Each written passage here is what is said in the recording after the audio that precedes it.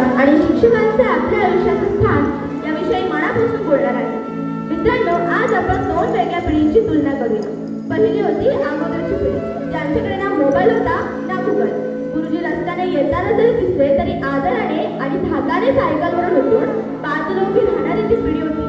शिक्षकांनी जर रागवले किंवा मारले तर घरी सांगायची सोय नव्हती, कारण घरी सांगितल्यास वडील आणखी दोन जास्त मारायचे.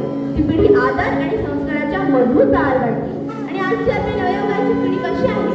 आमच्या एका हातात अँड्रॉइड तर दुसऱ्या हातात आयफोन. शिक्षकांनी जर रागवले किंवा कान पकडला तर लगेच तिथे आमचा इगो दुखावतो. आम्ही लगेच शिक्षकांच्या अंगावर धावून जातो. घरातून आमचे पालक शाळेत शिक्षकांना जाब विचारले येतात. आपली पिढी तांत्रिकदृष्ट्या खूप पुढे आहे. एका क्लिकवर जगाचे ज्ञान मिळू शकते. पण मित्रांनो, एक मनापासून सांगा, एका क्लिकवर जगाचे ज्ञान मिळवणे म्हणजे विद्यार्थी का? बिलकुल नाही.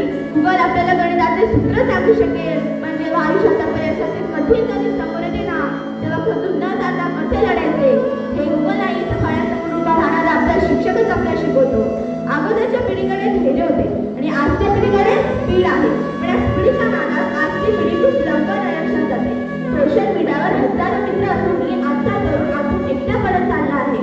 जेव्हा जगाच्या शर्यती धावून आमचे पाय फुटतात, तेव्हा पाठीवर हात ठेवून डोळे घालून घाबरू नकोस बाळा, मी आहे ना तुझ्यासोबत, तू नक्की जिंकशील असा विश्वास देणारा जगातील एकमेव जादूगार म्हणजेच आपला शिक्षक असतो.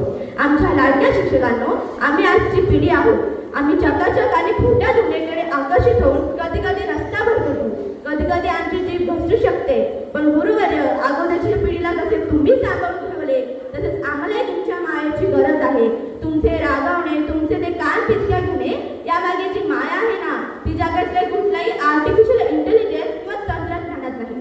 आई वडील आपल्याला जन्माला घालतात, पण त्या जन्माचे सोने कसे करायचे हे विद्यादान देऊन तुम्हीच आम्हाला शिकवतात. स्वतः फळ्यावर खेळून असू दिसतात, म्हणून आज आम्ही इथे समाजात ताठ मानेने जगू शकत आहोत. शेवटी माझ्या आदरणीय शिक्षकांना एवढेच म्हणेन, गुरु म्हणजे ज्ञानाचा सागर, गुरु म्हणजे मायेचा पाझर. गुरु म्हणजे ज्ञानाचा सागर, तर गुरु म्हणजे मायेचा पाझर. मोबाईलच्या या जगात तुम्हीच आहात आमचा खरा आदर, तुम्हीच आहात आमचा खरा आदर. माझ्या आयुष्याला आकार देणाऱ्या प्रत्येक शिक्षकाला आणि माझ्या पहिल्या गुरु असणाऱ्या माझ्या माता पित्याला माझा कोटी कोटी प्रणाम. शेवटी एवढे